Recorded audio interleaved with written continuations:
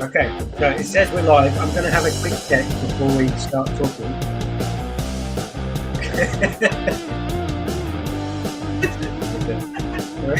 It looks like people have just joined a weird party. That's right. Okay, yeah. It's working. It's working. We're live. Right, let's stop that. All right, so I'm live with the super cool, as you can see from her dancing, Mary Claire Ashcroft. So sit down, strap in, not strap on, and get comfortable. Get ready to enjoy yourselves. And let's hit this, and then we're going to begin. Listen. Hit it. Boom.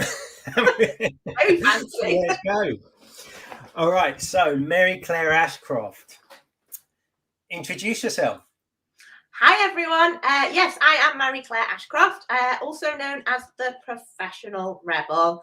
I am a creative entrepreneur, completely obsessed with the concept of identity, and I channel this through my work in photography, personal branding, courage and confidence, mentoring, workshops, you name it. I just want to help people feel better about themselves.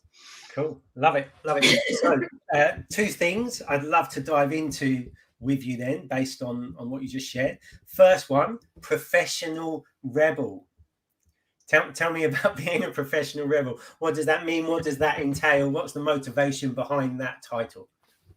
Well, it gave me a bit of creative freedom, because I'm sure you know yourself, as a business owner, the first thing everyone says, find your niche, work out that one thing you want to do. Now, I struggle with focus. I also struggle with boredom. So just telling me I have to talk to Tracy, who works at Tesco and drinks white wine all day, not all day, but that's who I'm talking to, completely makes me feel like I am boxed in. I have no creative freedom. And so it gave me the sort of professional freedom to talk about however, whatever I want, and to do whatever I want under the concept of, well, this is me, this is my brand. And as long as it's in alignment with what I want to do, then yeah, that's me. So bending the rules and breaking the rules for the greater good. Yeah, I mean, there's lots to dig into with that. One thing I have noticed, and maybe this will segue into us sharing our own experience a little bit more, but those that have a preference for breaking the rules, bending the rules, it's often built upon a distrust of authority. And commonly that distrust of authority comes from an inherent distrust in our earliest authority figures, being our parents. Yes. So Going straight deep in there, mate. Well, you can't hide anything in your language, can you? So does that resonate with you? Yes, totally. And yeah, totally true. But yeah, it's not a bad thing to question anything, really. Like, who made these rules of society? Who made these rules of how we should behave? All of this sort of stuff. So I'm all about questioning, not just disrupting for the sake of disrupting.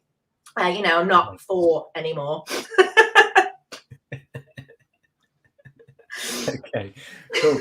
And then the other aspect of what you were talking about was the fascination with identity.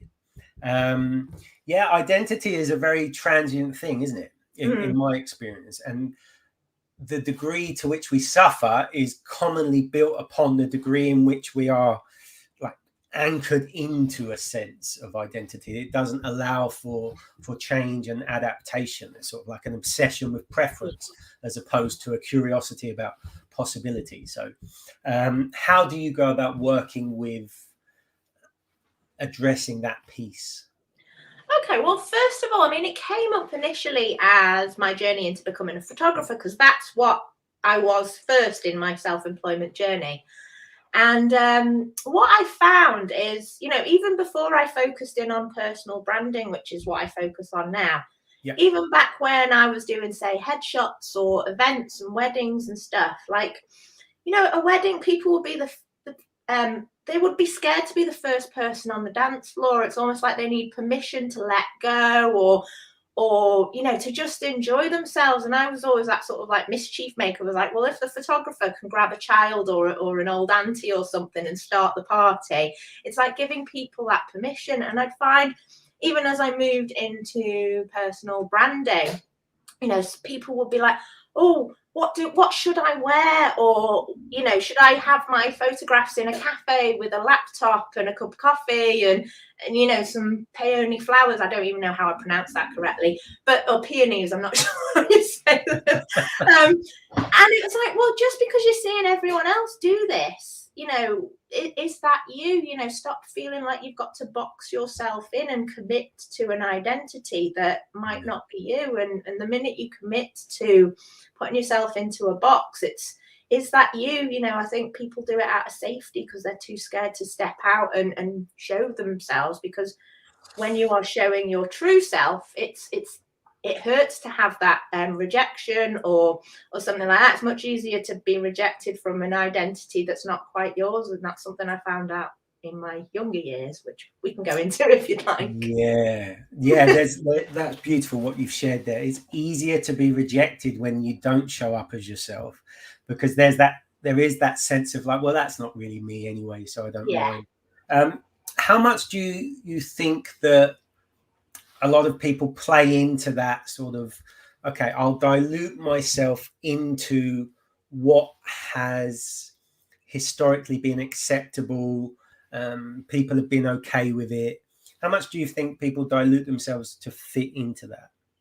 I think people do it a lot, and I think as you get experienced, you feel a little bit more safe to sort of expand that comfort zone. I know from my own, you know, all of my stuff is, you know, from my own experience and then also my clients' experience.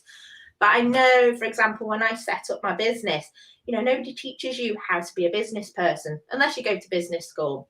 And so suddenly you're like, oh, you know, you're feeling not enough because you don't know how to show up and market yourself, or show up and do PR, or show up in this way and show up in this way. So I found that I was looking for a lot of people for guidance, you know, how to do this in business, how to do this in business. And you know, suddenly you're like, oh, I best not swear because that's not very professional. But then who's made the rules about what's professional and not? And so I think a lot of people want to sort of categorize themselves to sort of work out where they fit.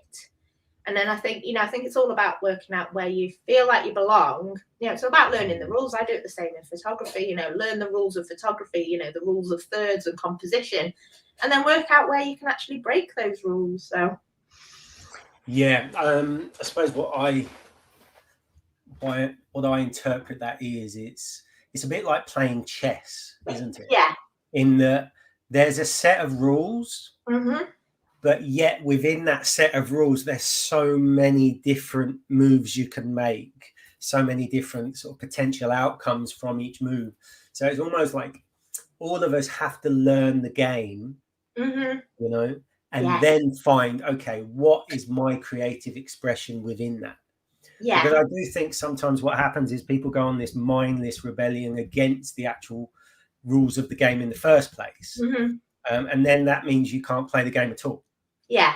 You know, so there has to be a kind of, we've got to find a little bit of a middle road, haven't we?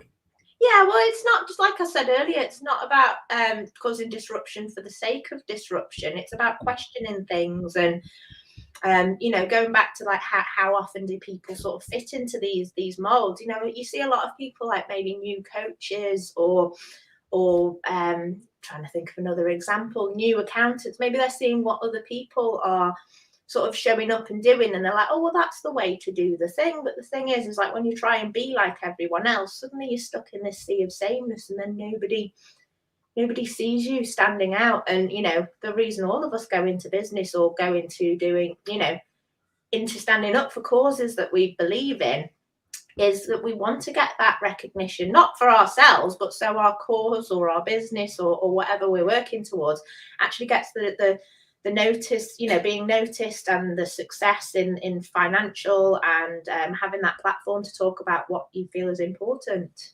Yeah, gotcha. Okay, so I'm going to share with you a couple of comments, right? Okay. So Fahima Adam, who is, if I click show, it should come up. Oh, okay. without pauses from. I completely agree that once you've learnt the rules, you can then strip them back down to what you want.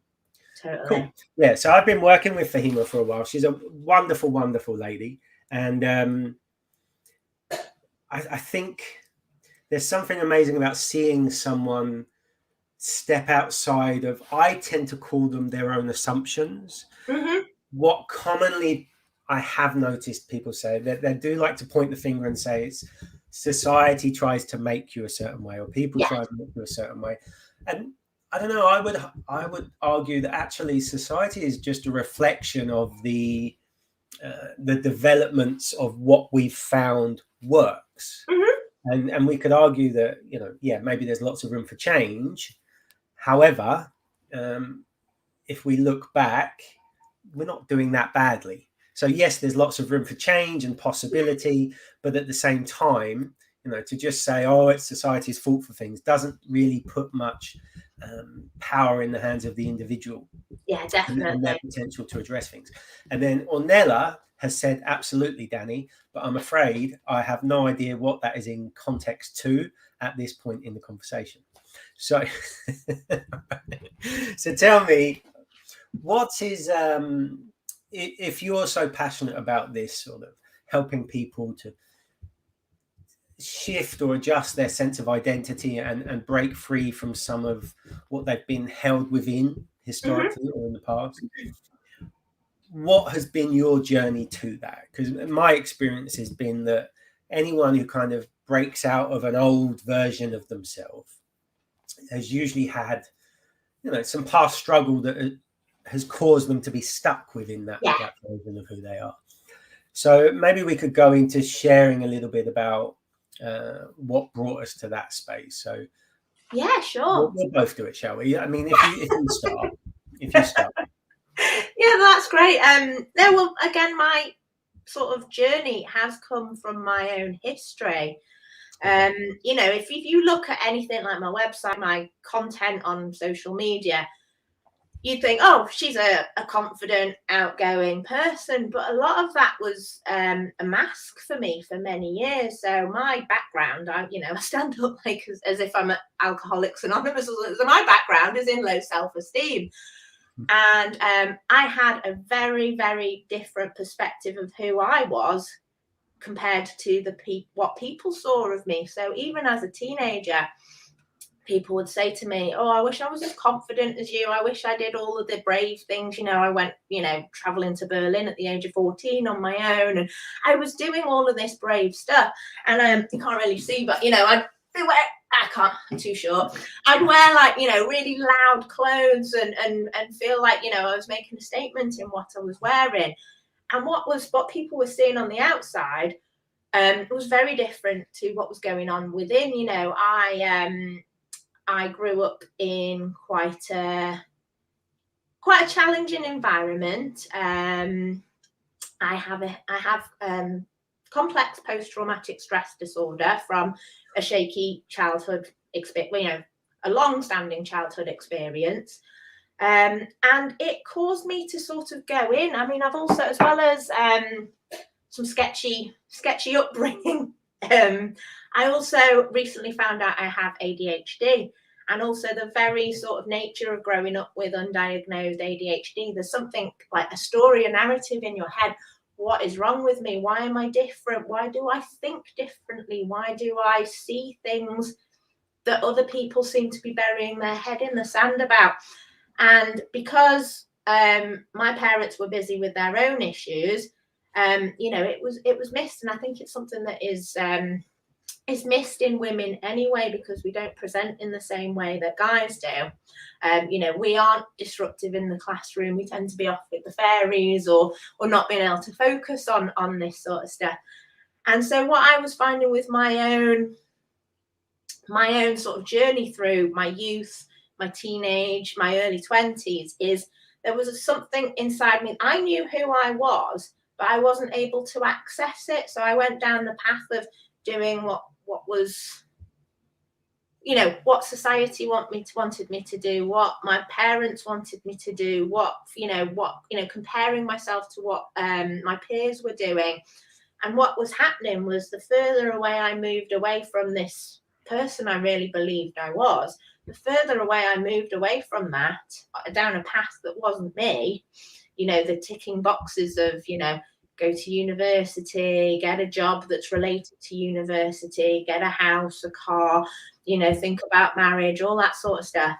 That wasn't me. And the further away I moved away, the worse my mental health was. So, I have a history of depression. I have a history of anxiety, all again, not realizing I had the PTSD, not realizing I had the ADHD. So it was all like a big knotty mess. But I felt like I hid parts of myself away and almost split into two identities. The person I presented to the world, the one that would get, the little ticks and the gold stars and the brownie points, and that would make people laugh. It was still me, but it was like I curated my identity to be loved and accepted, because part of me felt rejected and abandoned as a child. And so it was like a splitting, and the rest of the journey has been that journey to come back to who I am and live more wholly and heal the person that was hiding away in the shadows, and then to use my journey to then go, well, if you're struggling with depression, anxiety, not knowing what your life is about, then perhaps this can help you and show up more fully in life and in business. Yeah. I suppose I would talk about it as many of us haven't integrated what some people call the inner child, you could say. That inner child has been, and this comes up a lot actually with clients, that inner child has essentially been abandoned and locked in a room, and it's no longer really allowed out. Yeah. And not only is it not allowed out, but it's punished whenever any kind of expression of it appears. But also, it's almost like the that child's so used to being locked in a room, it's scared to come out, and we've learned to punish it to send it back again. So it is really interesting how that dynamic can play out for, I would say, a huge amount of people, actually. A huge amount of people. There's a few things. Oh, you said so much there, didn't you? There's so many things we could explore in what you said. Sorry, once we get going, it's like I mean, my reason for codependency. Oh, okay. So you brushed over quite quickly, and now I don't know if that's because it's not something you want to share, which is okay if you don't. But you did brush over, the difficult childhood experience that resulted in the PTSD and stuff. Are you willing to share more about that? I'll start with my experience. Yeah, I always sort of do a little bit, because I'm aware that I don't want to trigger warning, or I don't know how deep people are willing to go, but you show me yours. Show me your wounds. We're all right. We're okay. We can have a sip and I'll prepare it. So, the experience, in my opinion, is different to the adaptation, because the adaptation can vary a lot from person to person, can't it?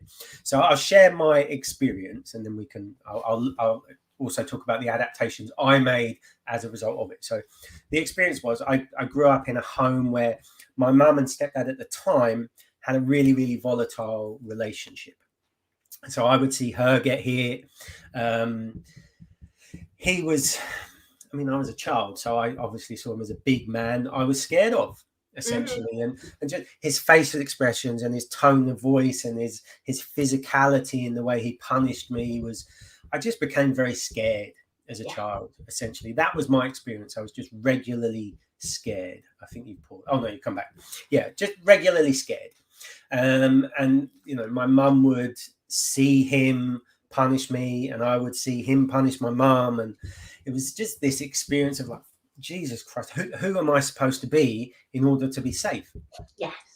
And then I also had an experience of like just getting told off for saying things or pulling certain faces. So it was literally like, how the fuck am I supposed to behave? Who the fuck am I supposed to be in order that I don't get punished?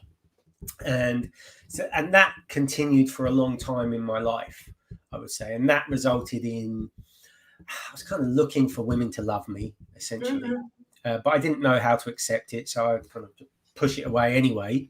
I looked to hide from my own experience through drugs. I did that for a long time. Yeah, it's a common pattern, isn't it?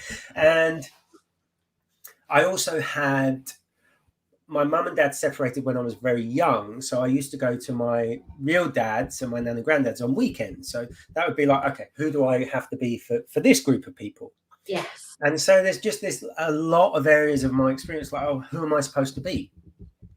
And because it was like I never really got the confirmation of it's okay to be this, in terms of what felt like confirmation of it anyway. I'm not saying that it didn't happen. I just didn't know how to recognize it as a child. I had it for a long, long time. Just for a long, long time, I was just in this space of who am I supposed to be? And then always thinking that whoever I try and be isn't quite enough, and just a constant sense of disappointment in myself almost. And it did get to a point where it was not about what I was getting back from the world anymore. It was realized that, oh shit, I don't know how to be good enough for myself. Mm-hmm. It's like there's this part of me that's just, and I realize why it's there. I sort of integrated this. If I can criticize myself more harshly than any criticism I have ever actually experienced, I can probably avoid getting it wrong. But all that happened is I was never fucking right for me. That's essentially what happened. And so I had to kind of let go of that part in order to actually allow the emergence of the more playful, childlike part and the exploration of that and the creativity that it brings. So that was my experience. And I think I've kind of spoken a little bit about the adaptations I made along the way. And of course, it could be a big, long story. However, I've tried to summarize it briefly. So are you willing to sort of do the same a little bit? Yeah, well, mine is similar to yours, but, just a different flavour of it, really. So my parents got together very young. They were both children, really, raising a child. And, my mum is Polish and my dad is English, and he met her whilst he was travelling. It was all very exciting, sneaking over the Iron Curtain to meet, a beautiful lady. And they didn't speak the same language. But they fell in love, and I moved over after being born in Poland. And I had two very different role models. That my mum was very stoic. So what I learned from her was you do not express emotions. You do not show that anyone has hurt you. You do not express certain sides of yourself. My dad, on the other hand, was very emotional. It was more about his emotions and how he felt more over than anybody else. So he would fly off the handle at, you wouldn't know. It was very much about treading on eggshells. You didn't know if things were going to get smashed in the house. You didn't know if anyone was going to get hurt. And because my mum was so stoic, instead of being able to hurt her, he would be violent towards me because that was the only way it would hurt her. So I was just used as somebody to hurt physically. I'm not going to go into too much detail, but I do share it occasionally. But yes, bad things happen to me in order to hurt her. So it was a very similar, as well as having a similar dynamic to you. You're like, who do I be? How can I make this okay? And you probably know yourself that a child will never understand their parents as being flawed. The child then believes, oh, well, there's something wrong with me if I'm not lovable. Yeah, we're very self-centered as children. And I think that is what lays at the root of so much of it, is this sense of this, well, not this sense, but there's this little child that essentially just every time something happens that means that all of a sudden it feels like we're rejected, it's sort of seen as I'm not loved. Yeah. And I think we can simplify it to that, can't we? It's like this regularly throughout childhood, we may get feedback that leads us to judging ourselves as not worthy of love in some way. And then that part of us that was presenting a behavior at a certain time that caused that to happen becomes something we then suppress and try and hide. And that stacks up over time. and can lead to quite a lot of problems, actually. Yeah. But carry on. No, the hard thing as well as the sort of taking the, thinking it was me who was causing this, or, I've done something. I'm constantly questioning what I was doing or how I could be to be safe like you. But the interesting thing was as well, it was the two sort of, role models of like, I'm sorry, I realised I'm off screen. Everything's backwards. All right, just for context, can you tell everybody what you're talking about with these two fingers like this? So what I was trying to say is that, if I look at, say my mum, for example, expressing emotions, it was, no, you don't do that. We don't show anyone we're hurting. We don't show anyone, even if I cried, oh, don't cry, it's because it made her uncomfortable. And then on the other side, there was the lack of control of emotion. So it was like, how safe am I to express? Am I meant to hold it all in and not show anybody? You had extremes then, didn't you? You had, okay, no, you're supposed to keep it in. And then on the other side, you saw it like almost erupting. Yeah, and it was like, I did not know how I could express. And it was, everything just didn't feel safe. And then add the sort of neurodiversity, because like one of my magic powers, which I've now been able to use in my work that I do, is I am very perceptive. Part of that's probably trauma, constantly looking, for the micro expressions and stuff like that. Hypervigilance. Yeah, I'm also really I was able to see as a child, the masks that people wear. So I would be like, well, why is that adult pretending that they are happy? Because clearly they're not. Or why are those people in a relationship? Because they're, and, to say something like that, you'd be like, don't say that, And so I've been told that I am psychic by other psychics, but I'm still like, oh, are you sure? Because my ex-boyfriend used to say it's paranoia. Well, maybe that's just the light side of it. Maybe psychics are actually just very, very paranoid people, but they're looking more at the light side of it as opposed to the dark side. So yeah, it was quite frankly, my childhood was a shit show. And because I was constantly hypervigilant, because I was constantly living in fear, it caused me to not have any memories of my childhood, and it started coming back in little flashes. Okay. Gotcha. Yeah. Which is why I got into photography. And it's so funny because my whole business journey, I think, has been about healing. But I've been doing it whilst serving other people. But yeah, I have very little memory of my childhood. And when sort of stuff just started coming back, it's really bloody scary. Tell me, do you still hold your childhood in the view of it was not okay, it was not good, it was a shit show? Or have you reached a space of recognizing, no, that was the perfect scenario for me to be who I am today? Yeah, I think it's a long, you can do it. It's funny, I was actually having a similar conversation earlier today with my partner. You can do it, what's the word again? You can do it on a mental level where theoretically. But I think, the years of healing, you can do a lot of healing, but then something will still bite you on the ass. You'll come back round and do a full circle and something will be like, oh, that's probably relating to that. So I think mostly, but I think some things can still come up, but it's all that journey. Because what I would now assert, Mary Claire, is, as we've briefly covered, the self-centered nature of us as children means that the judgments we formulate as children very easily become the container through which we end up experiencing so much. And if we hold any aspect of our past experience in a framework of it wasn't okay or it was not good, it still continues to be something that we're sensitive to, that we look to avoid. And so we're not able to ever fully be present because there's still those things that we're on the lookout for. Yeah, totally.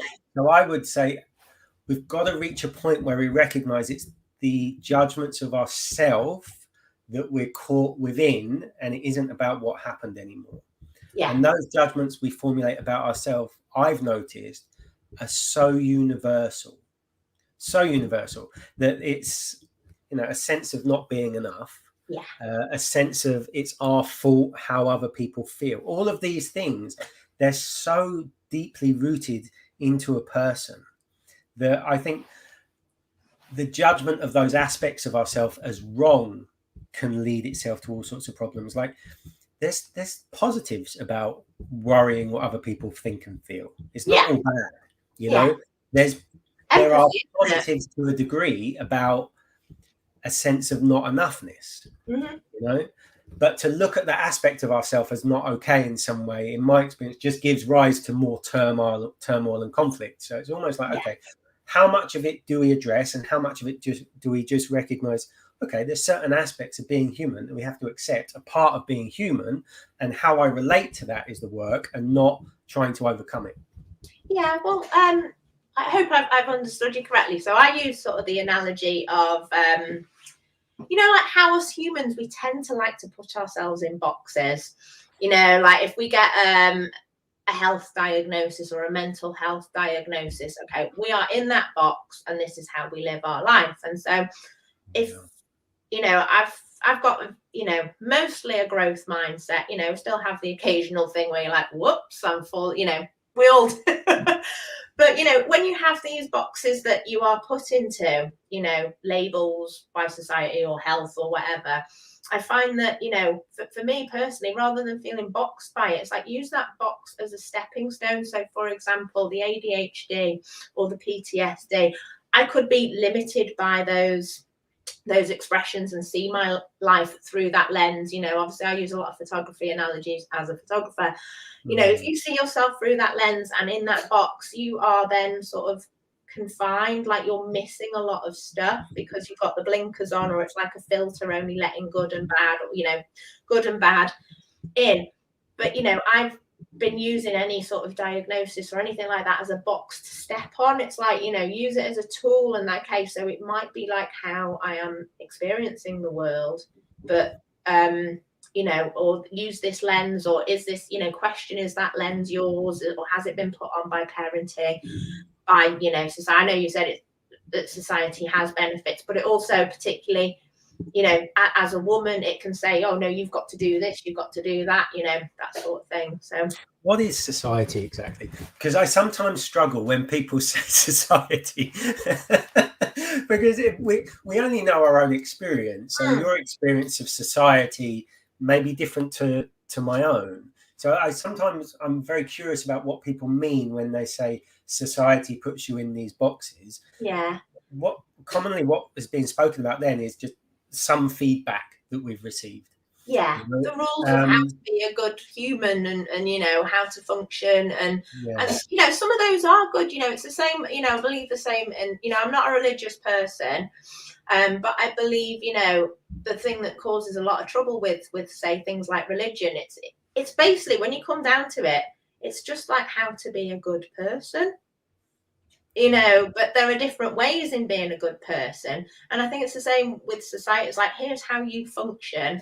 And I think this is why when people are, say, on like neurodivergent spectrums, you know, you've got the whole spectrum from here to, hang on, doing it again, it's backwards. You've got it from here to there. If anyone ever watches this in mute and there's no things, the amount of time you're doing that, I hope they know what we're talking about.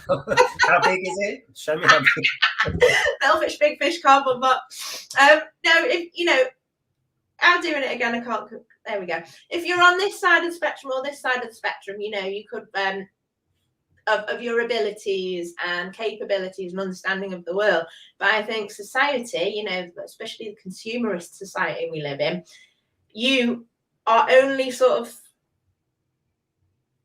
acceptable or productive or whatever in the middle of this spectrum. If you fall either side, then, you know, there's something wrong with you. And I think, you know, the rules of society are, you know, get a job, buy things, you know, that sort of thing. The rules of, you know, what a lot of people box tick in life, you know, it's what puts people under pressure, particularly as a woman. You know, I see so many of my friends being like, oh, I'm not married by 30. You know, they've got their timeline of I must procreate by this time, I must have a career by this time. And And who has actually made that rule?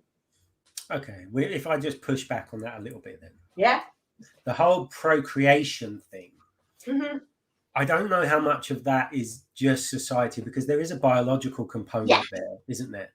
You know, so how much of society is a byproduct of just human nature, and how much of it is just constructs that we've decided we live under at the moment? You know, I think there's a lot of room to explore within that, because it is quite easy to blame society, you know. We all like a big bad. We all like a big baddie to blame our stuff on. Yeah, there you go. So you touched on a very salient point there, that we like to have an enemy. Mm-hmm. We like to have an enemy, and commonly what that does is it stops us from owning it ourselves. It does. You don't have to. All right. Now, there's a few comments. Now, Ornella has been banging away. She's probably got blisters on her fingertips at the moment, I imagine. But she says she needs her box refurbished. Now, again, we need to stay in context. Sorry, inner child took over then. Sorry for laughing, sweetheart. I don't mean to laugh at something. All right, so so I want to get back to you know, when people step into, my voice just went mental then.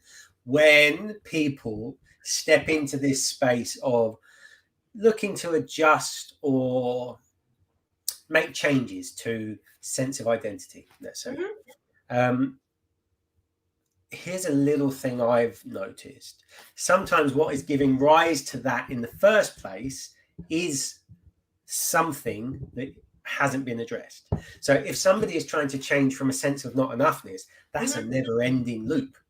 You know, if somebody wants to become something because what they believe about themselves means that they feel that in some way they're not providing enough, not giving enough, that again, it can just keep themselves in this constant loop. And I wrote this the other day, actually, as a quote, that what if your desire to change your story is actually just another part of the same story?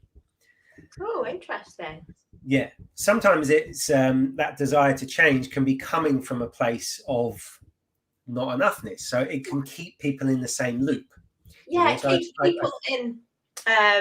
You know how people think that they need another qualification or another healing or another something else because yeah. And I've noticed that is common in the whole sort of mindset space, that one of the things that happens is, you know, people are banging their chest and shouting affirmations and tapping different parts of their body and looking in the mirror and telling themselves stuff. And I have to be honest, in my experience, a lot of that comes as a compensation of what they don't want to admit, as opposed to being a building up of who they want to be. It's commonly it's a compensation. It's a compensation for those deep-rooted beliefs that they haven't learned to kind of hold. You know, it's like I don't want to see that child. I want to get rid of that child. I want to send it back in its room and padlock the fucker in there and never let it out. You know, so it's trying to sort of put layers of words on top of something that doesn't want to be seen. My experience is until you integrate that part, all that stuff is done in vain. It just remains a compensation. So like how plaster over, you know, gravel that you've fallen over. So how do you go about integrating what was lost, let's say, okay, whilst giving space for exploring what's possible? I like that expression. I'm going to say that again. Okay. How do you integrate what was lost whilst giving space to explore what was possible?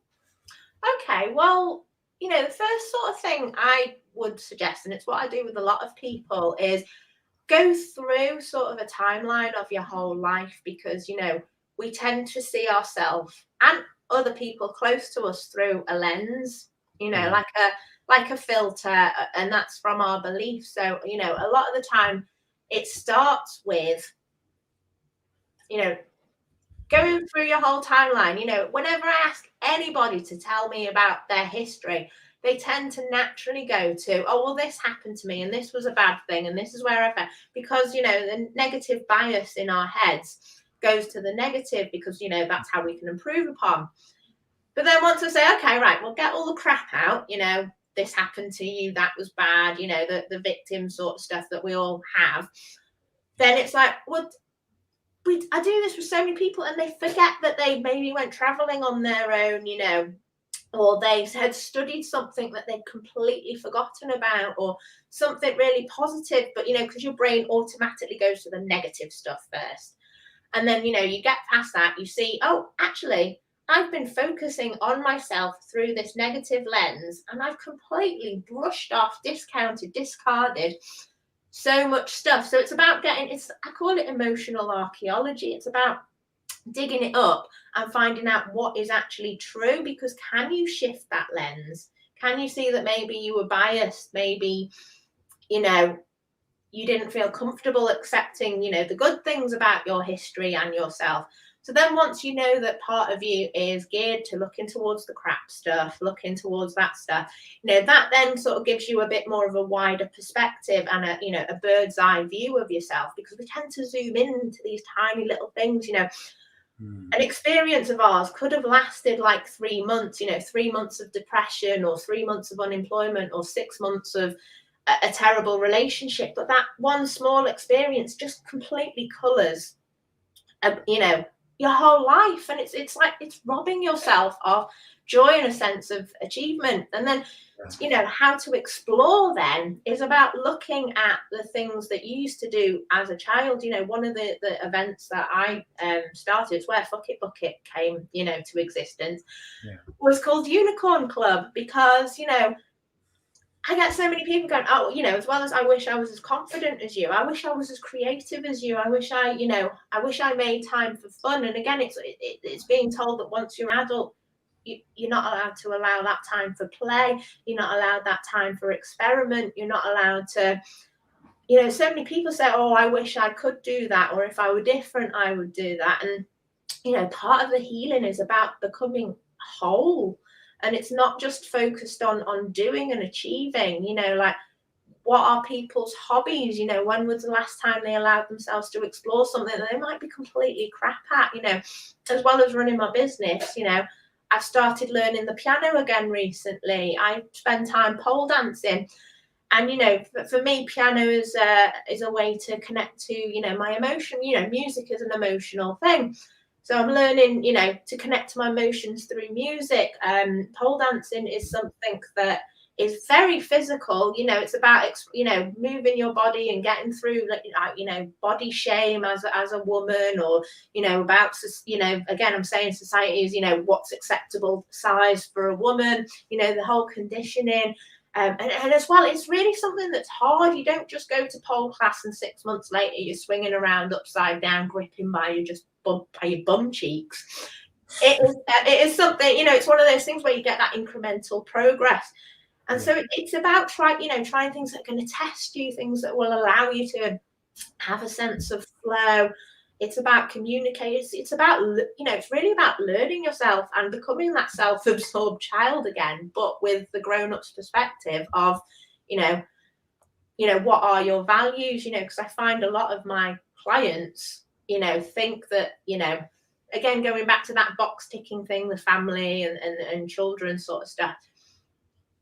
Do you even value family? Is that something, or do you value the freedom? Do you value the adventure? Do you know, it's about sort of connecting to the things that are important to you, whilst giving you a chance to explore yourself, or the things that, you know, you weren't allowed to do, or were told that you couldn't do. So again, I'm rambling. I'll let you get a word in. That's all right. Yeah, I'd agree with you. It's, I'm going to look at this from two positions. So it is. Yeah, I am. Yeah, it's very easy to define yourself by what you oppose. Mm-hmm. I've noticed that, and the way our brain works, with its tendency to look out for danger and play the game of what if things go wrong, and it's such a primitive part of our brain because it's built on survival and to predict and protect. So it does make sense that a lot of what we've judged as shouldn't have happened or bad becomes the very thing that drives us to just look out for what we should avoid. Which is why I think it's so important that we reconcile what has happened and the judgments that we've formed around it. Where do you notice? Oh, I was going to go. The second part was from a meditation perspective, it's called craving and aversion. Okay, so this is actually a very relevant marker for so much, isn't it? For so much, whether you're measuring something or whether you're just talking about two positions. But in meditation, it's spoken about as craving and aversion. Okay. Commonly, what causes this in life, and you can notice it just throughout your day. Yeah. Okay, you don't have to go anywhere to notice this, is we're pulled towards things and we look to avoid other things. Yes. So the sense of who we are is very much this just boom, boom, boom, boom, boom, boom, between a very defined set of parameters based on what we have preference for or what we want to get away from. Yes. So a big part of meditation practice is exploring being with what is, as opposed to the constant dun, dun, dun, dun, dun, dun, that tends to form a lot of our life patterns. And like you say, that aversion piece, that avoidance piece can often be more of a drive, I would say, for a lot of people than actually what we're attracted towards. Often we're just trying to get away from things we're not comfortable with, as opposed to work towards what we are attracted to or what we desire. Yeah, and it's so much more motivation, like running towards something than away from something. I see this with a lot of my own clients. It's, oh, well, I don't want this and I don't want this. This makes me happy. And it's like, well, have you ever thought about what it is you want and tried it? Because most of the time we're running away from the unpleasant feeling or this situation. Yeah, really, really beautiful what you shared there. I'm confused shared and said then and went shed. I do that all the time, and sometimes it's like it comes out really appallingly. Yeah, I agree 100% that often we're not being driven enough by what it is we would like to explore and create and how we'd like to play. Would you say that sometimes that's because sometimes I wonder, do people know what they want? Because I think once that piece is established, the rest of it becomes so much easier. Yeah. You know? Well, I think, a lot of the time people are told that, it's selfish to like take that time to discover or, or that you should have your shit together or know what you want. I remember as a younger person going for a job interview, and it was like, your job history is like all over the place. And it's like, well, who says I have to know one thing and embark on one whole path? Life's about trying things. Yeah. And I was going to say something then, but it slipped my mind. You carry on. It might come back. Yeah, no, I'd agree with you 100% that it takes a while to figure out what we really want a lot of the time. And we have to go through those processes and those journeys to get to the point where, like, actually, this is what I want. Like, for me, I kind of know. It's very clear to me. And I think then it's just committing to it. Yeah. And I do think that I don't like saying a lot of people because I can only talk about my experience. But my experience of people I've met in my time, okay, let's narrow it down to that, is that 100% commitment to what one wants is actually quite rare. It's scary though. It because is. Yeah. What if you commit that time and you've got it wrong? One thing that I find really important, and it's how I try and live my life, is just because what you've chosen is right for you, like a perspective, a decision, a point on something political or anything like that, you are totally free to change your mind. And I think, a lot of it, I think, comes from school that, you've got to know what options you want and then you've got to continue with that for the rest of your life. You can totally change your mind as much as you change your underwear if you want to. Yeah, 100%. And I think that what you shared there tends to come from the idea that we can get it wrong. Yes. You know, and that is a common thing that people want to avoid. It's the judgment of getting it wrong, either they've received or then they now carry around themselves, and then the feelings that come up as a result of that. Yeah. That's, and it's we come back to the aversion piece. It's research. It's about, you know, you never get it wrong unless you actually give up. You know, I've done so many different things in my career, in my business, and you learn actually, well, that wasn't for me. So it's never wrong, you know, and it's never a waste of time. It's become part of your internal education about yourself and what you want. Yeah. And how far can we take that? Like, is it actually possible to get it wrong? If we look out at the world and what's happened outside of human ideas of what it means to get it right, everything happens, you know. So is the concept of wrong the very thing that actually causes so much conflict? Now, I'm not just saying to people, go out, do whatever you want. There are consequences, but the world does allow for it. You know, like it or not, the world gives space for it, and then the judgment of it comes afterwards, doesn't it? So. I remembered what I was going to say actually to the point that I got lost on before. Okay, let's go back to it and let's see if people can follow. Sorry, this is how my brain works. But going back to you know, like people not knowing what they want. You know, it's sort of touching on the sort of shadow side of the emotions that come up, you know, when people get jealous or critical about things like that. You know, I think it's really important to tune in, like, because normally if you're like jealous or feeling like your buttons have been pressed about somebody else doing, saying, having something, it's normally a sign that that's what you want, or part of you wants to explore it a bit more, but you know, we sort of deny and bury our heads in the sand about the things we want. Yes. Okay. So here's a question then. Yes. If you tell me your experience of this, how much of it is that people don't know what they want, and how much of it is actually they don't believe in themselves enough that they could achieve it, do it, have it? I think I've probably both, but also I think it does lend to the believing, because, you know, again, we don't want to get things wrong. We don't want to make a fool out of ourselves. You know, if we commit to having what somebody else wants, you know, we don't, you know, it could be a self-worth. You know, we don't think that we are allowed to have that, or we're good enough to have that. And, you know, it's a whole circle of going back to that being good enough. And yeah, for sure. So I would perhaps bring it closer to home and say that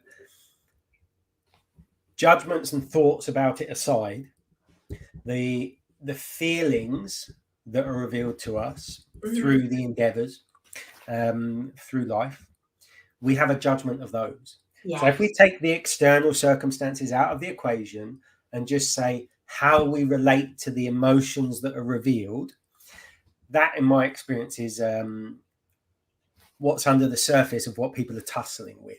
You know, it's like, okay, I'm all right with these emotions, I'm not all right with these ones. And then unfortunately what happens is you've then decided what your sphere of experience is allowed to be, because you're doing everything you can to keep certain emotions out of it. I think personally, sorry, no, I was just going to say, we don't like feeling, you know, negative emotions. They're unpleasant, but they are just as valid. Yes, but we could also argue that what makes an emotion negative or positive is how we relate to it, isn't it? And I think that's the inherent power that each of us has. It's, can we recognize all emotions are essentially visitors, and that it's up to us to be a good host? You know? Because the more we are fighting to keep certain visitors out, the more resistance we're going to have. The more we're trying to keep certain visitors in, the more resistance we're going to create. So can we be like, I always reference Rumi's poem, The Guest House. I think it's wonderful. Can we be like the guest house, just allowing the guests to come and go? Yeah, exactly. It's like what you resist persists. And this was actually very true to me yesterday. I had what people would call a mental health day yesterday. And in the past, I don't want to feel like this. I don't want to, you know, and I just was like, you know, I woke up furious for some reason. I have no idea why. So I warned What's my Mary partner. Claire like when she's furious? I don't know. It's again, because I had the experience of emotions in the past. It's like, oh, am I allowed to express this? So I just warned my partner that I might not be the nicest person. And I journaled, I got some of the stuff out, I moved my body, got myself ready, went to try and do what I thought I would do with the day. And again, it was like dragging a puppy out, for a wee in the rain. It's like, nope, I'm not doing this today. So I sat on my beanbag and I just let what was there be there for the day, because I know old Marie Claire would have fought against it, told myself that this was bad and I couldn't feel this way. And it would have lasted for, a few days, a few weeks, months even. Whereas yesterday, I had a sob, I swore at a few things, I felt a bit crap, but because I just let them be there, guess what? I'm okay. I was better by the evening. I played on the piano, I slept well, I'm up and at it again today. And it was just one of those things. It was just an unpleasantly feeling day yesterday. Yeah, cool. Love that. Okay, so for me, this is why I have the whole embodied mindset methodology. A big missing piece in a lot of what people call mindset work is the actual embodiment of the process. Trying to just think yourself out of situations, in my experience, is not enough. It's not enough. And like you said yesterday, you had to sit on a beanbag. I mean, I know that's got nothing to do with embodiment, but you then moved. You moved your body a bit, and it has an impact, doesn't it? It's almost, you're bringing your attention away from the noise and you're just getting into the body. And often that is enough to just give space to let those things move themselves, isn't it? Yeah, well, that's it. It's, but I'm sure you've seen it plenty of times. Emotion, it's movement. You've got to let these things move through you. So yeah, cool. All right, so let's say if somebody is stuck within a current view of themselves, give me 3 pointers. 3 pointers. It's always good. 3 is a good number. 3 pointers for them to work on, to start to give a little bit of space and step out of that. Okay, well, if somebody is stuck in their view of themselves, well, first of all, find out whether that's true. And like I said, I do a timeline exercise with everybody, like literally go through everything, the good stuff, the crappy stuff, absolutely everything you can remember. Because like I said, the first thing you will do, the crap stuff, the stuff you beat yourself up about will come out first. But then so much stuff you have forgotten about, and it will remind you of your strengths and your resilience and all that sort of stuff. So, prove those beliefs wrong, first of all. The second thing, I would say, not that I would ever rely on other people's opinions. Speak to people who love and cheerlead for you, because the opinion you have of yourself is going to be vastly different to the people who actually love and care for you. Now, don't go to, your judgmental grandma or somebody who's constantly beating you up, but go to your best friends and ask them, what do they see of you? Not to rely on other, I do not believe on relying, but sometimes you need a little bit of a hand on, especially when the thoughts and the heavy, the physical heaviness is crippling you because you're stuck in that energy. And finally, test your limits. Go and try something different, and be okay with not being Instagram perfect the first time you do it. Do something to challenge you. For me, that's pole dancing. I am the world's most okay pole dancer. I suck sometimes, I get exasperated, but it's something to commit to just go, well, actually I can commit to something that I'm not going to be very good at, and that will push me and that will test me both physically and mentally. Okay, so we've got question yourself. Yes. Challenge yourself. Yes.